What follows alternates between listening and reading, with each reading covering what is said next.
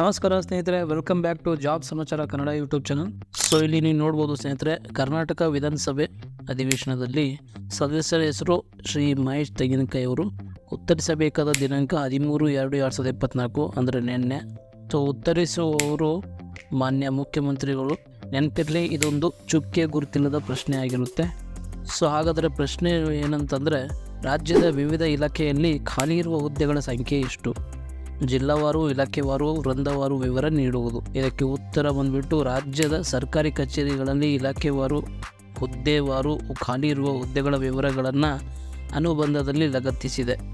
So ಈ ಹುದ್ದೆಗಳು ಎಷ್ಟು ವರ್ಷಗಳಿಂದ ಖಾಲಿ ಇರುತ್ತವೆ? ಉತ್ತರ, ವಿವಿಧ ಇಲಾಖೆಗಳಲ್ಲಿ ಕಾರ್ಯನಿರ್ವಹಿಸುತ್ತಿರುವ ಅಧಿಕಾರಿ ಅಥವಾ ನೌಕರರ ನಿವೃತ್ತಿ ಅಥವಾ ನಿಧನ ಅಥವಾ ಬಡ್ತಿ ಅಥವಾ ನಿಯೋಜನೆ ಅಥವಾ ದಂಡನೆ ಇನ್ನಿತರ ಕಾರಣಗಳಿಂದಾಗಿ ಹುದ್ದೆಗಳು ಖಾಲಿ ಇರುತ್ತವೆ. ನೆಕ್ಸ್ಟ್, ಹಾಗಿದ್ದಲ್ಲಿ ಖಾಲಿ ಇರುವ ಹುದ್ದೆಗಳನ್ನು ಭರ್ತಿ ಮಾಡಲು ಸರ್ಕಾರ ಕೈಗೊಂಡಿರುವ ಕ್ರಮಗಳೇನು? ಇದಕ್ಕೆ ಉತ್ತರ ನೋಡೋದಾದರೆ, ಪ್ರಸ್ತುತ ಕರ್ತವ್ಯ ನಿರ್ವಹಿಸುತ್ತಿರುವ ಸಿಬ್ಬಂದಿಗಳನ್ನು ಖಾಲಿ ಇರುವ ಹುದ್ದೆಗಳಲ್ಲಿ ಹೆಚ್ಚುವರಿ ಪ್ರಭಾರದಲ್ಲಿರಿಸಿ ದೈನಂದಿನ ಕೆಲಸ ಕಾರ್ಯಗಳನ್ನು ನಿರ್ವಹಿಸಲು ವ್ಯವಸ್ಥೆ ಮಾಡಲಾಗಿದೆ. ಅದಲ್ಲದೆ ಖಾಲಿ ಹುದ್ದೆಗಳನ್ನು ನೇರ ನೇಮಕಾತಿ ಮೂಲಕ ಮತ್ತು ಅರ್ಹರಿಗೆ ಮುಂಬಡ್ತಿ ನೀಡುವ ಮೂಲಕ ಭರ್ತಿ ಮಾಡಲಾಗುತ್ತಿದೆ.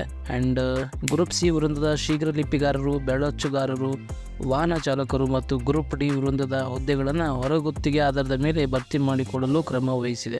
ಸೊ ಸ್ನೇಹಿತರೆ, 2023-24ನೇ ಸಾಲಿನಲ್ಲಿ ಇಲಾಖಾವಾರು ಮತ್ತು ವೃಂದವಾರು ಖಾಲಿ ಇರುವ ಹುದ್ದೆಗಳ ಸಂಖ್ಯೆ ನೀವಿಲ್ಲಿ ನೋಡ್ಬೋದು. ಯಾವ್ಯಾವ ಇಲಾಖೆಯಲ್ಲಿ ಎಷ್ಟೆಷ್ಟು ಹುದ್ದೆಗಳು ಖಾಲಿ ಇವೆ ಅಂತ. ಅದರಲ್ಲಿ group A, group B, group C ಮತ್ತು ಗ್ರೂಪ್ ಡಿ ಎಷ್ಟೆಷ್ಟು ಹುದ್ದೆಗಳು ಖಾಲಿ ಇವೆ ಅಂತ ನೀವಿಲ್ಲಿ ನೋಡ್ಬೋದು.